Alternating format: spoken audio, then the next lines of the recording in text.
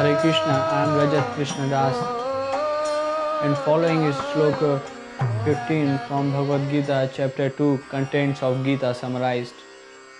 The sober person for whom happiness, distress, and experiences of various sense objects are same and who is not disturbed by them is certainly qualified for liberation.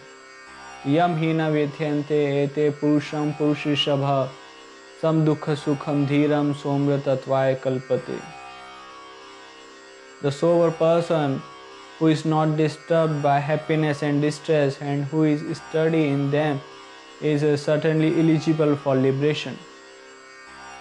Every living being is eternal Amritattva by his original constitutional position, whereas here in this material world we are put into Mritattva, temporary body which is subjected to birth, old age, disease and death. But there is another position, Amritattva, where there is no birth, no old age, no disease, no death, and that is called liberation or mukti.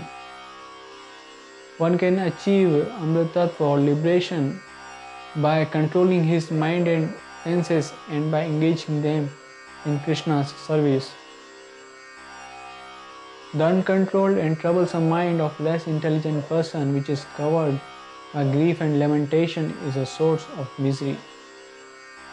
By the influence of mind, the senses experience their respective sense objects. Thus, the senses, such as the sense of touch, also becomes the cause of misery. Although cool water gives happiness in the summer, that same water gives distress in the winter. Therefore, knowing this happiness and distress to be temporary and flickering, one must learn to tolerate the experiences of various sense objects. To tolerate them is the duty prescribed in Vedic scriptures. Bathing early in the morning in winter is troublesome. And in spite of this, one is not supposed to give up this obligatory routine of bathing early in the morning as enjoined in Vedic scriptures. One must analyze the influence of sense objects and must practice to tolerate them. Then these sense objects will not remain the source of misery when one experiences them, and thus that person becomes more closer to attain liberation.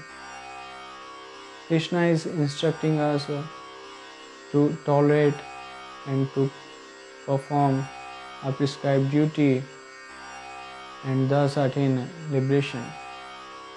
By performing our prescribed duty, one is able to attain transcendental knowledge and devotional service and liberation, mukti.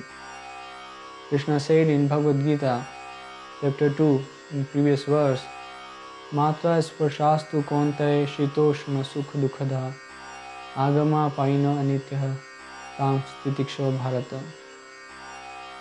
The non-permanent appearance of happiness and distress and their disappearance in due course of time are like appearance and disappearance of winter and summer seasons. They arise from sense perception, and one must learn to tolerate them without being disturbed. The sober person should not be distressed in executing his duty.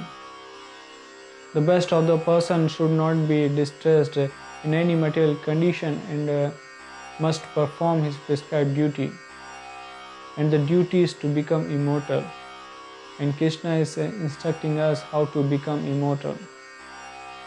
One should be oblivious of this so-called material happiness and distress and must perform his duty. And one who does not care for this material happiness and distress must execute Krishna consciousness. And that is the qualification. And one who says that for him it's inconvenient to follow the prescribed rules and regulation of religious principles is not qualified to attain liberation, is not qualified to become immortal. One has to follow the rules and regulation of religious principles in order to rise up to the platform of knowledge. One must learn to tolerate all sorts of inconvenience which arise from sense perception in order to serve Krishna, the Supreme Master.